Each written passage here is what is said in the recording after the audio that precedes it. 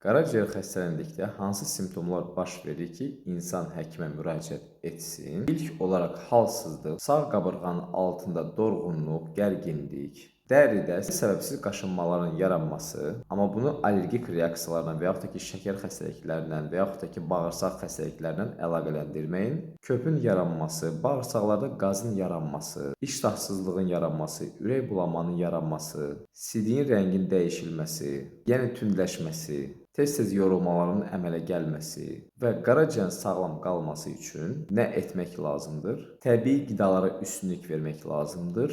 Bol-bol miqdarda limon, sarımsaq, göyərti, zəncəfil, sarı kökdən qida rasionuna əlavə etmək lazımdır. Əsasən qazlı içkilərdən uzaq durmaq lazımdır. Spirtli içkilər və energetik içkilərdən uzaq durmaq lazımdır. Tez hazırlanan fast foodlardan uzaq durmaq lazımdır və s. Bu kimi qidalardan siz uzaq durmaqla həm qaraciyər xəstəliklərdən qorunmuş olursunuz və həyatınıza sağlam davam edirsiniz.